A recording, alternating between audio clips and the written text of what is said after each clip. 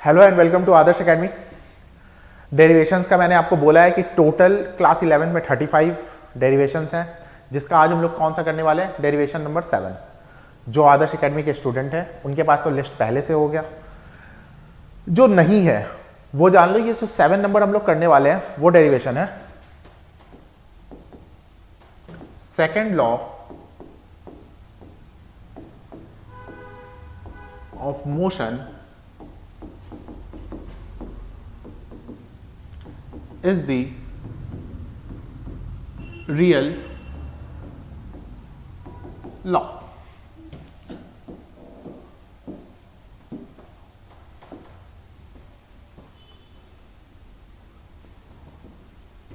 अब इसको हमें प्रूफ करना है तो देखो इसका मतलब क्या हो रहा है, 3 इक्वेशन ऑफ मोशन होते हैं। हमें यह दिखाना है कि सेकंड इक्वेशन ऑफ मोशन जो है वो रियल लॉ है, यानी कि सेकंड इक्वेशन जो ऑफ मोशन जो है वो कंटेन करता है फर्स्ट लॉ को भी और वो कंटेन करता है थर्ड लॉ को भी।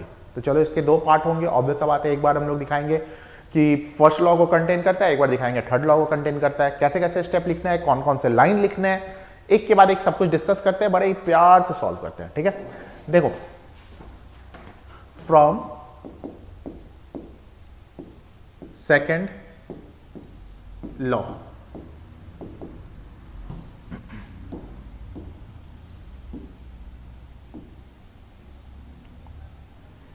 From second law F is equal to क्या होता है, mass into acceleration. F is equal to mass into acceleration. अगर मान लेते हैं if external force is equal to 0 तो क्या लिख सकते हैं, ma is equal to 0। Mass into acceleration is also equal to 0। भाई force is equal to mass into acceleration, force equal to 0 यानी मास into acceleration will be equal to also equal to 0। But mass can not be equal to 0। क्या मास कभी 0 के equal हो सकता है? कभी नहीं हो सकता है। It means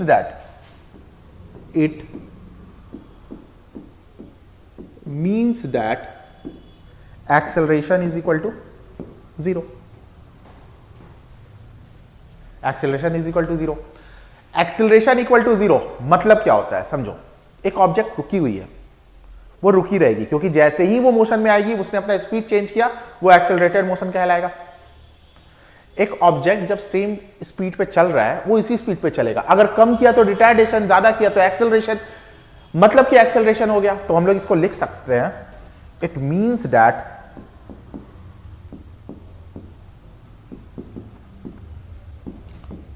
a body at rest will remain at rest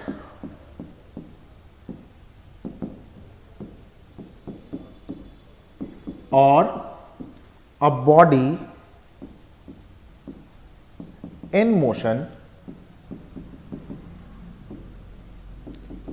will remain in motion।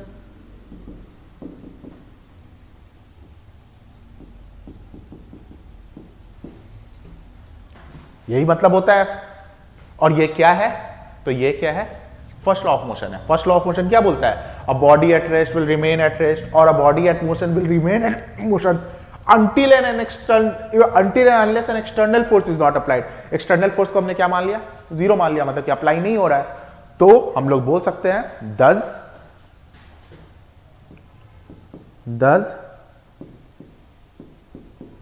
second law contains first law. आधा काम तो हो गया, फर्स्ट लॉ को तो दिखा दिया। अब चलो थर्ड लॉ पे चलते हैं। थर्ड लॉ पे थोड़ा सा सोचना है, ठीक है। देखो हम लोग करने क्या वाले हैं, टू प्रूफ।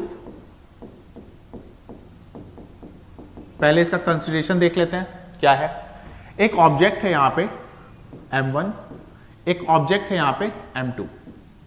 ये इसके ऊपर फोर्स लगा रहा होगा, ये क्या हो गया F12, और ये इसके ऊपर फोर्स लगा रहा होगा, ये क्या हो गया F21। ये हमने मान लिया। वन बॉडी जो 2 पे लगा रहा है उसे F12 बोलेंगे, जो 2 बॉडी 1 पे लगा रहा है वो उसे F21 बोलेंगे। नाउ हमें प्रूफ क्या करना है, हमें प्रूफ करना है F12 is equal to F21। क्यों ये प्रूफ करना है, तो याद करो third law of motion, there is equal and opposite reaction for every action. There is equal and opposite, opposite क्या दिखा रहा है, नेगेटिव दिखा रहा है। अच्छा अब जरा बढ़ते हैं, फोर्स इज इक्वल टू होता क्या है सेकेंड लॉ से, change in momentum upon change in time. ठीक है, अब वन बॉडी सेकंड पे लगा रहा है, तो मैं अगर बात करूं F12 का, तो वो क्या हो जाएगा, change in momentum upon change in time. मैं यहां से क्या आ सकता हूं, मैं यहां से अगर कंक्लूजन पे आऊं, मैं यहां से अगर कंक्लूजन पे आऊं, तो देखो change in momentum is equal to F12 into delta T. ठीक है, सिमिलरली अब दूसरी वाली बॉडी जो पहले वाले पे लगा रही है, दूसरी वाली बॉडी जो पहले वाले पे लगा रही है, पानी दे देना। हाँ, अब दूसरी वाली बॉडी जो पहली वाली बॉडी पे लगा रही है, तो वहां पे भी क्या हो जाएगा भाई, वहां पे हो जाएगा डेल्टा पी, पी क्या शो करता है, मोमेंटम शो करता है, is equal to F21 into delta T. This is equation number 1, this is equation number 2, दोनों इक्वेशन हो गया। अच्छा अब यहां तक हो चुका है, अब जरा आगे देखते हैं, आगे क्या है वो समझो। याद करो law of conservation of momentum, ये स्टेट करता है कि the change in momentum is always constant and it is always equal to 0। ठीक है, the change in momentum is always equal to 0। तो from law of conservation of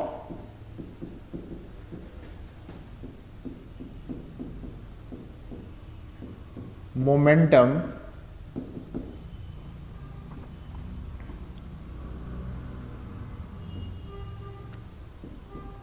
क्या बोलता है भाई, चेंज इन मोमेंटम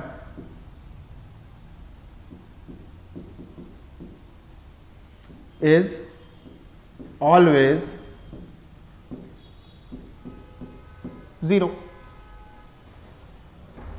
ध्यान से समझना है इस बात को, क्या मैं बोल रहा हूं, मैं बोल रहा हूं कि भाई चेंज इन मोमेंटम जो होगा, ठीक है, टोटल चेंज जो होगा वो हमेशा किसके इक्वल होगा, 0 होगा।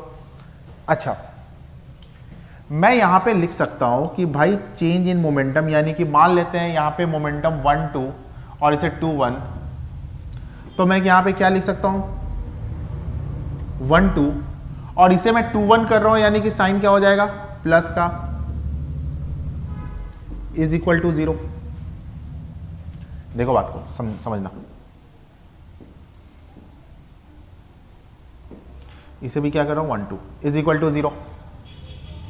भाई अगर ये 0 इक्वल टू हो रहा है, अगर ये 0 इक्वल टू हो रहा है, तो मैं यहां पे क्या बोलूंगा कि f, इसका क्या है, F12 इंटू डेल्टा टी, भाई पहले वाले इक्वेशन से वैल्यू ला रहा हूं, plus F21 into delta T is equal to 0। कोई दिक्कत नहीं है, बच्चों वाली बात है। अब F12 into delta T is equal to, उधर लेके जाओ, minus F21 into delta T. क्या डेल्टा टी कैंसिल हो गया, क्या हमारा जो प्रूफ करना था वो हो गया, और यही तो है Newton's third law of motion, that there is equal and opposite reaction for every action. इतना लिख देते हो, कहीं से कोई मार्क्स नहीं जाएगा। ये आपका टोटल डेरिवेशन हो गया, जो कि डेरिवेशन नंबर 7 है। ठीक है, जो आदर्श एकेडमी का वर्कशीट है उसमें मैंने ये पहले से करा रखा है, लेकिन जो भाई